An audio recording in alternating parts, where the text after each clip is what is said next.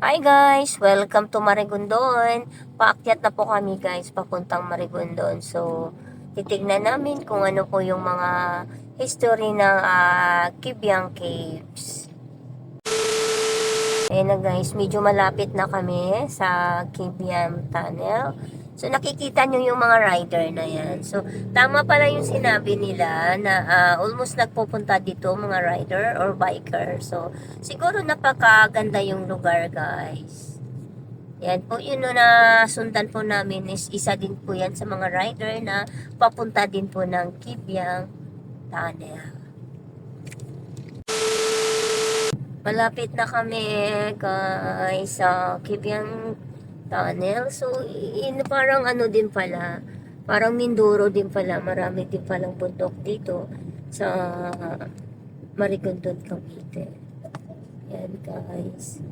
Ilang ano na lang, ilang takbo na lang namin is malapit na. So, titingnan ko kung ano po yung mga history about sa Kibyang Tunnel, everyone.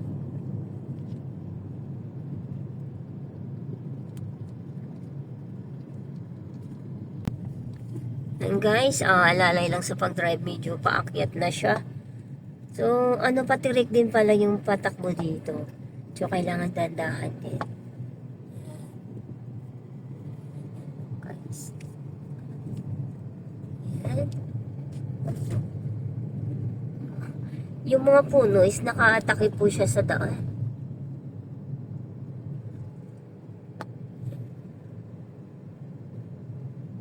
Palusong pala yung papunta doon, papasok ng Kibyang Tunnel. So, napakagaling din po ang na gumawa po nitong tunnel na to kasi isipin mo po is binutas nila yung bundok para itagos dun sa kabilang baryo. Kung nakikita nyo guys, puro paligid din siya. It's bundok din po din siya. So, yung parang palaisipan pa rin bakit yung Kibyang Tunnels na yun is katagos po sa kabilang baryo. Kailangan alalay lang po yung pagpapatakbo namin. Gawa na medyo delikado siya. Mataas din tong area pala dito sa papuntang Kibyang Tunnels guys. Kung makikita nyo, alalay lang po yung pagtakbo namin. Kasi yung babae niya may mga bangin din pala. So pero may nakita ako na mga bahay. May nakikita po ako mga bahay guys na nasa gitna siya ng bundok. So, pero malalaki, parang mga rest house siguro. Kung titignan mo. So, tingnan namin, i-try ko na marating namin yung mga tour spot dito sa Marigondon, Kibyang Cave. So, ito guys, hinto muna ako, baka pahintulutan ako kumuha ng magandang shot. Isa siyang restaurant. So, tumigil muna kami para isa-shot ko naman yung mga nice view naman dito sa palapit ng Kibyang Tunnels. Yun guys, tanaw din pala. Tanaw yung, actually tanaw yung, kung makikita nyo, tanaw pala. Yung Marigondon is tanaw yung Taal Volcano. So, yan po guys, so, kung nakikita nyo. Diba? So, alam nyo na yung bahay na yun, kung nakikita mo, nasa gitna siya mismo ng kabundukan. Hindi natin alam kung isa ba siyang rest house. And then sa taas po niya, is mayroon pa po siya. So, napakaganda. Siguro ang sobrang sarap manirahan na ganyan yung iyong tahanan. Medyo malayo nga lang siya, pero masaya. Kasi gawa nga na, tanaw mo yung magagandang kalikasan na nakapaligid sa iyong tahanan. So, titingnan mo guys, matarik pala siya. Yan. Kung titingnan mo, ang ano pala niya, ang lalim pala niya. So, isipin mo, ang lalim pala. So, itong restaurant nito is ano pala siya sa bangin. Kung titingnan nyo, yan guys. Yung nakikita nyo yung dagat na yan is height na siya ng Taal. Tingnan nyo guys. Siya. So nakikita ko na yung tower and then na yung bahay na yun na Siguro i-rice tower siya na nasa gitna mismo ng kabundukan. Napakaganda.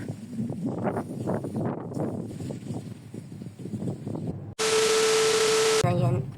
Isipin mo medyo maano na yung lugar.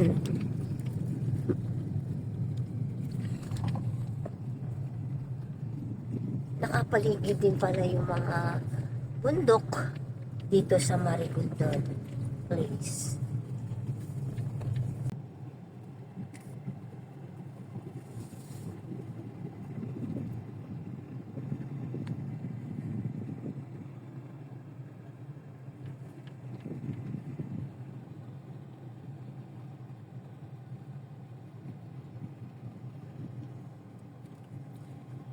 Tingnan mo guys, oh. Napaka-peaceful yung daan papuntang Kipian.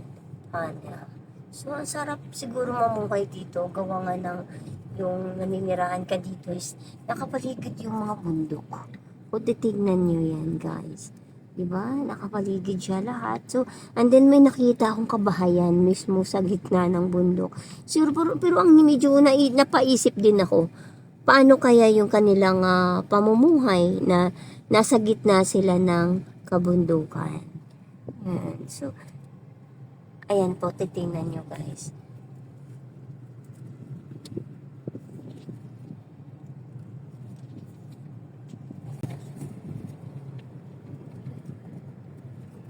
Oh my God, ang tirik niya.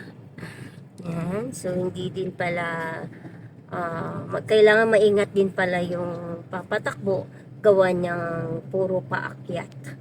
So, kung sino po man mga rider or mga bumibisita dito, kailangan din po maging maingat po tayo sa pagdadrive.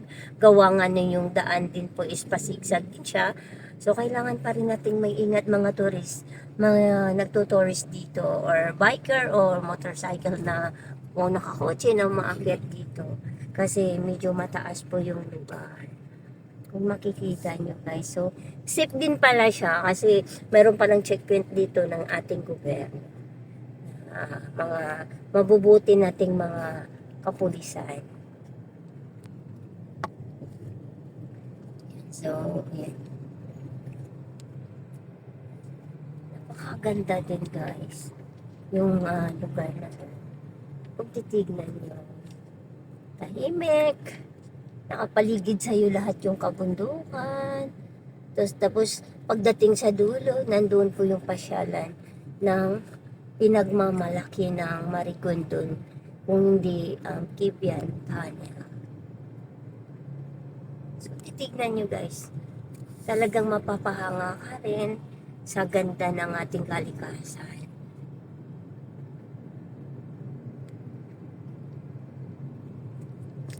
Actually, kukunti lang yung mga sasakyan na sasalubong namin. So, siguro isa din yan sa mga turista din dito sa lugar ng Marigondon.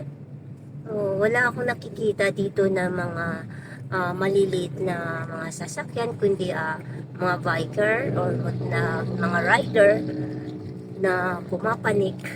Gawa nga siguro isa lang to sa pasyalan. Pero,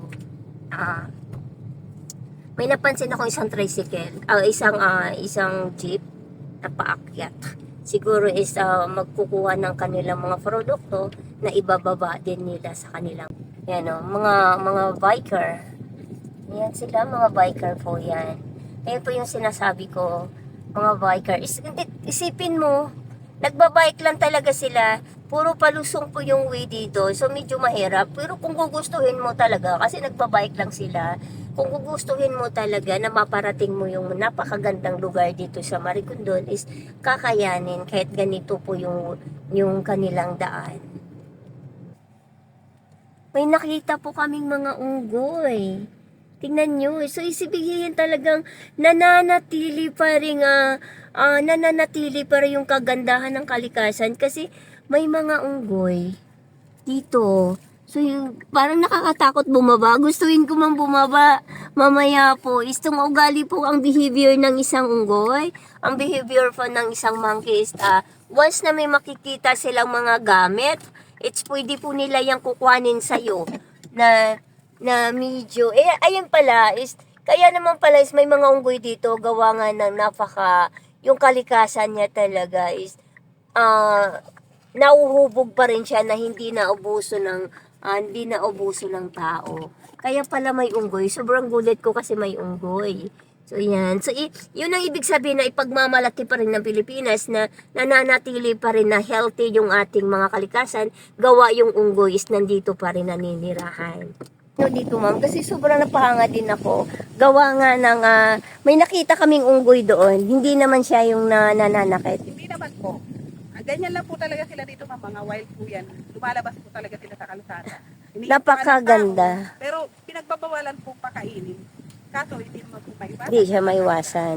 So, bakit siya pagbawalan na pakainin? Ano po, maabuso din po kasi sila, ma'am. Ah, Pagka okay. nasasanay sila na napapakain ng tao. Ah, okay. So, ito pa yung mga produkto nyo, ma'am. Yan po. Po, juice. Yan. Napakaganda. Actually, galing din po kami ng Mindoro noong nakaraan. So, hindi sila magkaiba doon sa lugar na to. So, alam mo, taga Cavite lang ako. Pero ngayon ko lang na napakaganda pala ng tanawin ng Marikina doon. Sobrang napahanga po ako. Thank you, ma'am. Ito, ma'am. Hindi ba sila, ma'am, na yung mga paninda nyo is pakialaman? Nangingialam din po sila, ma'am, pero pagka walang tao. At saka yung na hindi mo nababantayan. Nandiyan sila sa may harapan. Sa harapan. So, kasi, isa kasi yan sa nila na pagkain din minsan magugustuhan. Puro sip naman siya. Ang akala ko kasi, yung nakita namin doon, ayun, may nakita kami doon na grupo. So, iba din pala ang grupo na nakikita namin doon. Kasi sabi ni ma'am, magkaano pala yan, parang magkapamilya din na grupo-grupo. Okay. Thank you, ma'am. Yan, guys. Medyo nauhaw kasi kami. So, nakipag-usap muna ako sa isa sa mga vendors na dito sa papuntang Kibian Tunnel. So, yan po. Nakausap ko si ma'am na di bakit yung dito banda is walang mga unggoy. So, ang ano pala niyan is may grupo doon sa pinakabungad and then dito, ibang grupo din pala siya. So, parang magkapamilya din pala. So, parang yung tipong tao na ito yung lugar mo, ito yung lugar mo, ito ang lugar ko. So, hindi din po siya magkalayo sa tao na hindi mo pwede yung teritoryo mo, and din kukuhanin din ng teritoryo ng iba. Ganon din pala sila. Kahit isang unggoy po sila, ganon din po pala sila. So, nakikita nyo, ayan po sila. Ayan, naglalakad po sila. So, medyo nag-worry akong lapitan. Baka manakit sila or ano. So, sabi naman ni ma'am, nung isang vendors doon na nagtitinda na kung saan kami huminto, hindi naman daw sila nang gagalaw. So, ito lang po yung patunay na itong lugar na to is healthy pa siya. Gawa nga ng nananatili pa rin dito yung mga monkey na to. Nananatili pa rin sila. So, actually may nakita akong bus na siguro isa din po mga turista dito sa Marigondon Kibian Tunnel. So, ayan guys, kung titingnan mo yung mga unggoys, nandito pa rin sila sa lugar na to. Diba? So, nakakaanong malamitan. Ito yung sinabi ni ma'am na the other side is the first group and the next other side is a second group. Tingnan nyo guys. Diba? Tingnan nyo. Diba guys? Sobrang dami nila. Diba? Tingnan, is a monkey, is a more monkey. Diba? So, tingnan mo. So, napapahanga lang ako, by the way, napapahanga lang ako. Kasi, actually, ito sa dami ng ang dami po nating mga tao na sa Pilipinas or mga turista dito. Once po kasi na medyo naabala na po sila, lumalayo sila sa kalikasan. So, ibig sabihin po is nandito pa rin sila sa kalikasan, is healthy pa rin yung lugar na to kasi nananatili pa rin sila dito sa kanilang tirahan. Kung makita mo guys, is sobrang malalaki yung mga puno dito sa going to Kibian Tunnels po. So, alam mo, o yan po, isa po yan sa unggoy na yan. Di ba po? So, ayan. Ang cute po. Hindi naman siya totally talaga nananakit kasi sabi naman ni ma'am doon na hindi naman daw siya nanggagalaw. So, yan, medyo mag-worry lang ako kasi mayroon ako ibang napanood sa ibang vlogs is nangahablot po sila ng mga bagay na mga gamit. For example, may mga gamit po kayo nanghahablot po sila. Actually, hindi po sila dapat pakainin ng tao kasi gawa po ng masasanay po sila. Hindi na po sila magsisikap na kumuha ng mga pagkain nila doon sa bundok na yun. Once na pinapakain natin sila, palagi dito sa baba, sa paahan ng bundok. Yun po yung disiplina dapat, pero hindi po natin maiwasan yan. Gawa nga ng nakita po sila, for example, katulad naming mga dayuhan dito sa kanilang lugar. So, hindi mo maaring hindi siya abutan ng pagkain, gawa nga ng maawa po kayo.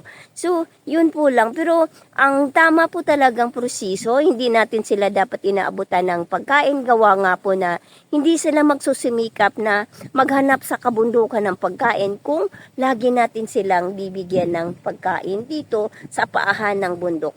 Actually, kaya po sila bumababa dito sa bundok, gawa po ng nagugutom sila. So yan, so gusto din po nila na, kumbaga nasasanay na sila sa tao na laging binibigyan ng binibigyan. So ang nangyari po, hikayatin po nila yung ibang kapwa nila unggoy.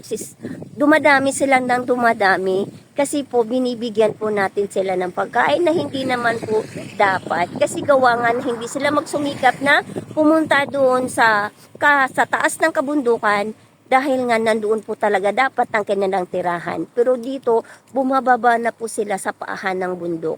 So, ibig sabihin po guys is mga gutom din po sila. Pero hindi maiwasan na bibigyan po talaga ng mga katulad namin turista dito sa lugar na to. Pero sobrang na-appreciate ko guys kasi akalain mo sa sobrang ng dami ng tao dito is nandoon pa rin sila. Medyo maamo na sila sa tao.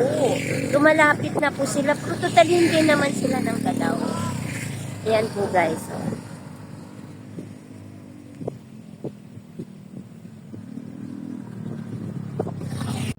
Ayan po guys, yung mga rider na yan. Yung mga rider na yan, aabutan nila ng pagkain na hindi naman po dapat. Sobrang dami nila guys, mga rider sila. So, ito yung mga lugar talaga na pinapanikan ng mga, yun na nga like I say na, yung mga sinabi ko kanina na pumapanik po dito is ang mga rider, biker, or nakakotse man. Pero, totally po talaga ang pumupunta po dito is mga almost rider. Kasi gawa nga daw po, pag makakotse kayo dito is puro kasi yung daan is puro paakyat. So, mas nakakatipid talaga. Usually, parang mas nakakatipid talaga makamotor kayo. Mas the best way talaga. Pero, dapat nating mag-iingat. Kasi yung mga daan dito is pa-curve. So, parang kailangan mo talaga magaling ka sa manubila. Kasi sa ganitong daan is paikot-ikot po siya. Guys, doon, sa dalawang grupo na mga unggoy na naifokusan ko kanina, so hindi naman din nila ako nilapitan. So, yan. Kanya-kanyang teritoryo pala sila. So, yung mga rider na yan, usually, sobrang taas dito. Pero, nananatili pa na nilang binibisita yung lugar na to. Gawa ng napakaganda din po yung kalikasan. Ayun, wow, it's isang kabayo po, siguro pag-aari po din ng mga katutubo. Actually, may katutubo din po dito sa Maricondon. Yung mga tao na sila po yung naninirahan talaga sa gitna ng mga bundok. Gawa nga ng ang iba dito is once na mga sinaunang mga naninirahan dito. So, once na nilalapitan po sila ng kapwa natin is pumapanik po sila paakyat sa bundok. Sila po yung tinatawag nun is katutubo. So, usually ngayon, dahil nga sa generation natin ngayon is, hindi, unti-unti po natatakpan po yung patakot nila, kaba nila na lalapitan na kapwa po natin. Ang ginagawa na po nila ngayon is marurunong na po sila. Hindi na po sila ganun ka katakot sa katulad natin. Once na makausap natin sila, for example, kausap natin sila is makipag-cooperate na po sila. Sasagot na rin po sila dahil gawa nga po ng nakapag-aral na rin po sila. So,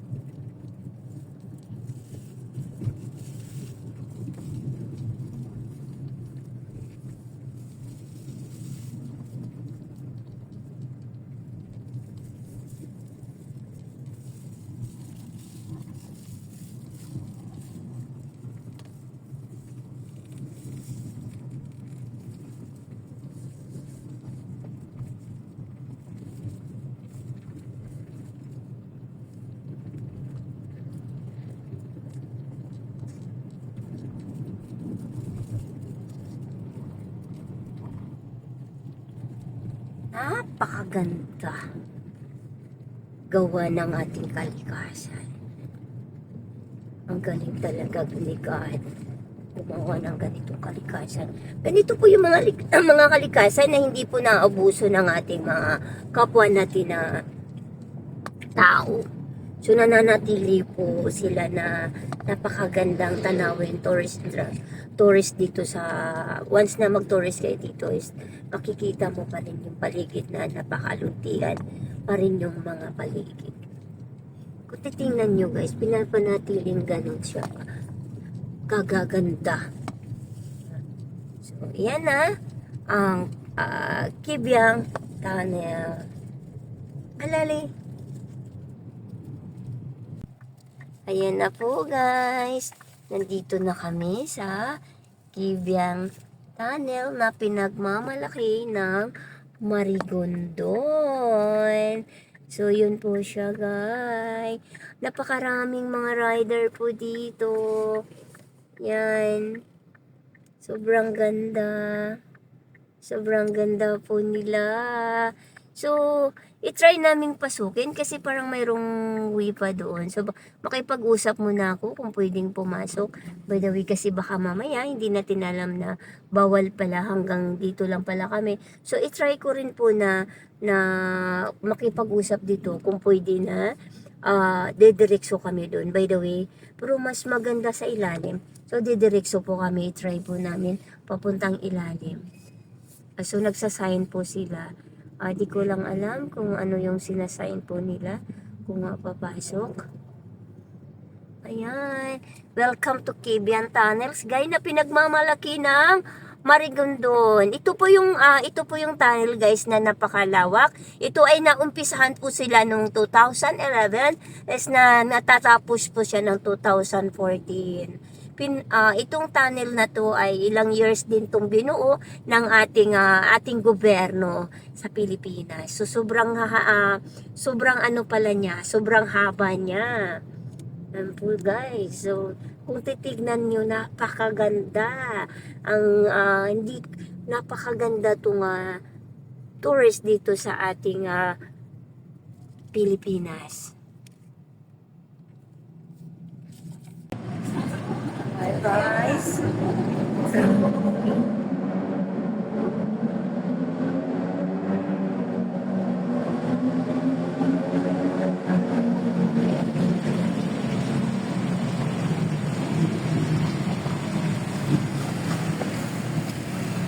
Hi guys. itong Kibyang Tunnels is Ternate 1. Sakop siya ng Ternate 1 ay kabilang siya sa taon na ito ay tinuturing na bilang pinakamahabang tunnel sa buong Pilipinas. Ito po ay habang abat na 400 meters na pinubuo sa pamagitan ng pagbutas ng isang party ng bundok. Ito po ay nagsisilbing daan sa kadurugtong ng Batangas. Kadugtong po ng Batangas po at mga tinatawag na Ternate na Soto Road.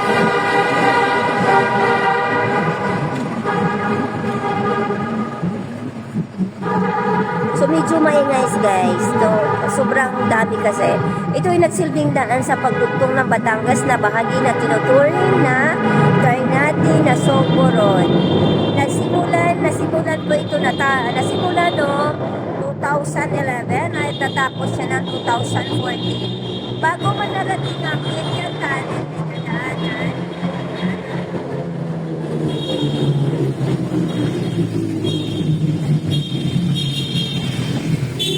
Kita nyo po, so sobrang haba po yung tunnel na to. Ito po ay nagdurugtong po ng Ternate na Soto Road.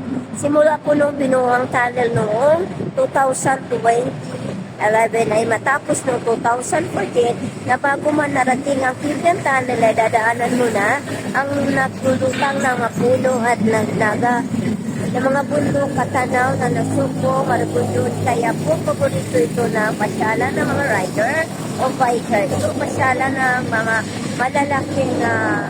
malalaking turismo dito na puro punta sa Pilipinas para marating to Indian Tunnel. So napakaganda po guys. Gusto po ay nagdudugtong po ng simula po na kung magaling kayo ng Maynila, galing po kayo ng Maynila is 2 to 4 hours po siya. Umaabot mo lamang na po ng 20 minuto. Ang Hidden Tunnels po ay nagtapuan sa bayan ng Ternate, Cavite. So ito po guys, kung isipin mo, napakaganda po niya. Ito po yung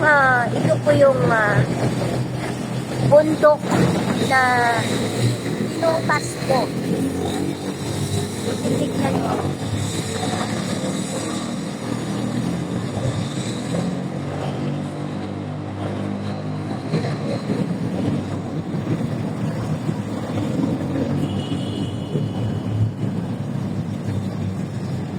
Ito yung bundok na napakalaking bundok na pinutas para lang po malagyan po ng daan na karugtong po ng ating Batangas na tinatawag natin na Soto Road sa Marigondon.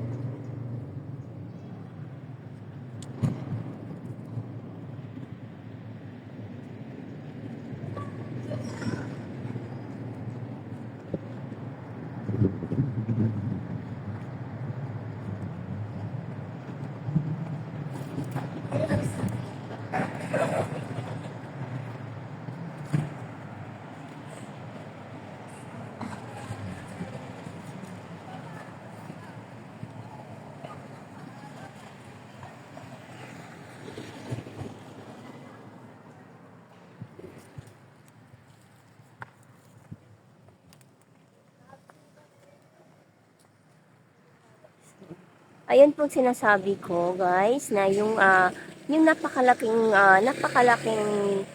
bato na yan is binutas po siya. Binutas po siya, guys, para maitagos lang yung itong tunnel na to, napakahabang tunnel sa Pilipinas. Binutas po yan, guys, kung makikita nyo. Binutas po siya para magkaroon lang po ng daan na pinagmamalaki po ng Ternate, Marigondon. So, napakaganda po yung lugar niya. Maganda. Kung titingnan nyo po guys, nakapaligid pa rin yung mga luntian nating mga nagagandahang mga puno na pinananatili po siya na iniingatan po ng ating kalikasan. Titingnan nyo po. So, ito po yung may mga rider din po, kaming kasamahan.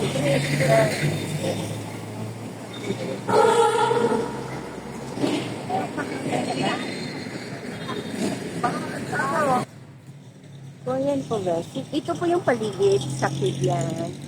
Kana. Ayan po siya. pinagmalaki po ng Ternate Marigondon. So ito po yun. Ito yung paligid niya. Sobrang ganda. Nagaganda ka ng mga lubihan dito po sa Ternate Marigondon. So ito po yung ang ating naka-ano dito, naka-signage dito po sa kanilang lugar. Marines Vision Beverly is partners and service company to tunnel detachment at barangay Mercedes Marigondon. Marigondon. Ternate. So yun guys. Pero nagtaka lang ako. Bakit kung makikita nyo, parang may daan siya doon pa loob. Kung titignan mo, yan po siya. Di ko malaman, parang, parang sapa siya na natuyo na, wala na siyang tubig. Kung titignan nyo, so napansin ko siya guys, pagbaba ko kasi, pero wala siyang tubig. Wala na po siyang tubig. Yan lang naman po. Pupukus ko po. Hindi hanggang dyan lang naman yung simento niya. Pagdating po sa dulo is mga bato-bato na siya. So it means is parang before siya parang may tubig siya dyan na dumadaloy pa baba.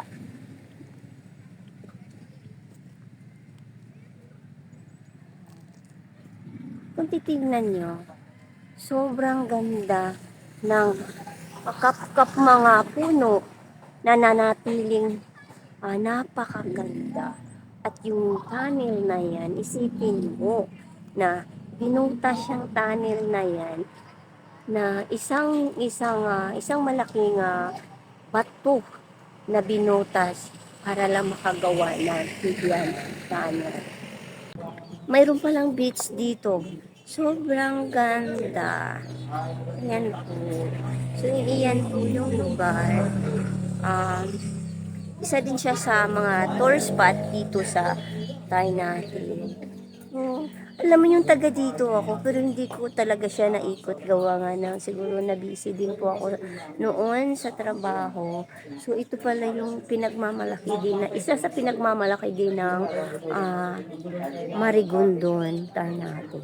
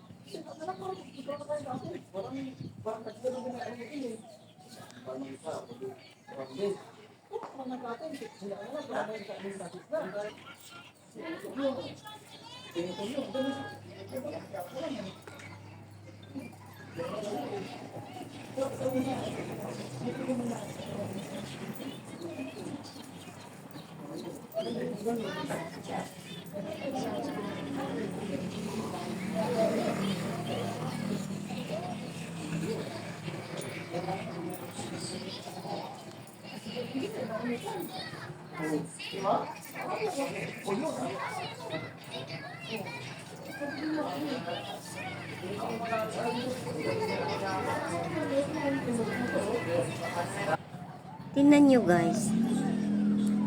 Simula ng Kibrian Tunnel, ito po yun. Babiyahe ka lang ng ilang minutes. So ito po yung makikita mo. Dito na pinagmamalaki po dito sa Marigondon, Ternate. Napakaganda po. Isa din pala dito sa tourist spot. Dito sa Ternate, napakaganda din po niya. Actually, mayroon daw mga beach din dito na pwede rin kayong maligo or gustuhin nyo na bumisita din sa isang lugar nito na napakaganda. So, kung titingnan nyo po is napakaganda. Andi nasa gitna siya ng kabundukan ng Marigondon, Ternate. So, kung titingnan nyo guys, napakalinaw yung tubig, napakabanayad ng tubig. Kung titingnan nyo yung lugar na to. So, napakaganda. Sulit yung pagbisita ko sa lugar nila kasi nakita ko rin na kung gaano kumbaga iningatan din ng mga tao yung itong lugar na to na nanatiling napakaganda. Kung makikita niyo yung kung napapansin niyo yung mga puti na yan, iyon po yung nag-hold na mainit siya. Yan po yung nag-hold na yung parang yung bato is hindi po maaring bumaba. Once na umulan, is pwede po siyang lumambot yung lumambot po yung lupa galing sa taas. Kung makita nyo po yan, is napakataas yan. So, gawa po ng kaya nilagyan po siya ng kulay puti para kung iwas po na landslide dahil na may naka suporta sa bundok na yan. That's it. So, tingnan nyo. Isa po yung mataas na bundok. And sa paligid niya, isang napakagandang beach dito sa Marigondon, Ternate.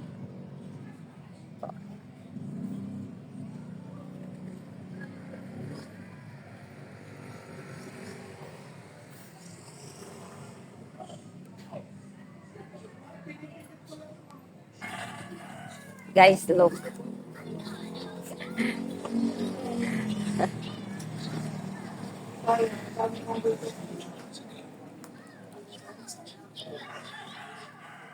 Mahilig sila sa matatay. Mahilig siya sa matatanay. Sa inyo yan.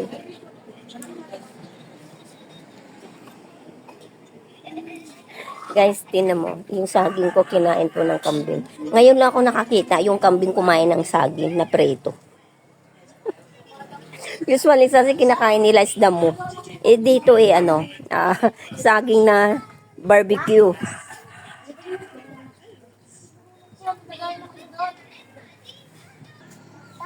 Hi guys, ito pala ay isang Patungan Beach. Isa pala siyang dagat.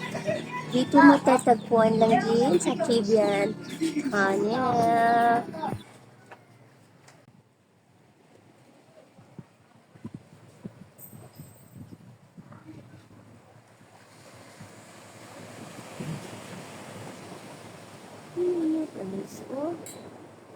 Di mo in-expect yan na may dagat dito sa karugtong ng Kibian Tunnel.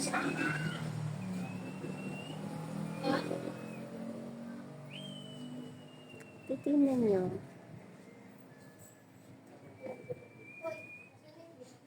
Ang tagal ko na dito sa Cavite, pero ngayon ko lang na discover to. Napakaganda pala dito sa lugar na to. Okay. Anong lugar to, ma'am? Anong lugar to? Quarry. Ito siya yung tinatawag na quarry na kadugtong ng Kibian Tunnel. So, ito, sobra, yung na to, first time kong pumunta dito. Tapos, di ko inaasahan na mayroon palang nagagandahang. Anong tawag sa lugar na to? Itong beach na to? Patungan Beach. So, bakit siya tinatawag na Patungan Beach? Kasi magaganda po yung mga ano. Okay. Tapos may mga island po siya na yung pwede po siyang puntahan. Pwede siyang puntahan. Magaganda mo. So, ibig sabihin, yung lugar na puti na yon is isa din yung beach. Yan. Kung matatanaw nyo guys, isusum ko, isa din pala siyang beach. Alam nyo, sobrang maamis ka, dahil nasa gitna mismo siya ng kabundukan. Kaya siya siguro tinatawag ng Patong Beach. Kaya siya tinatawag na, nakausap ko si ma'am, ayun si ma'am, nakausap ko siya, kaya siguro is tinatawag na Patong Beach. Kasi nasa gitna siya ng kabundukan. Sobrang maamis ka kung mapuntahan mo siya in person, so pwede nyo ring dayuhan tong lugar nito. After nyong Kibian Tunnels, didirekso lang kayo pababa, is makikita nyo tong Patong Beach ay nasa paligid mismo ng kabundukan.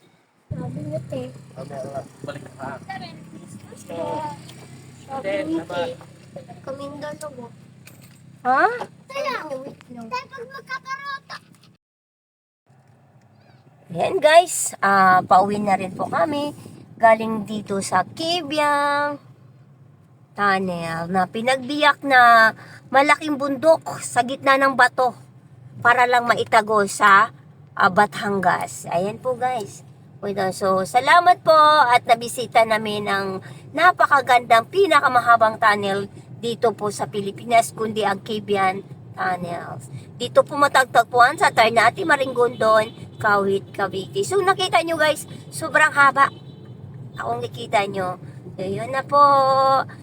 Pauwi na po kami at palabas na kami. Thank you, thank you, thank you. Like and subscribe. Like and subscribe Virginia Delos Vlog. Thank you.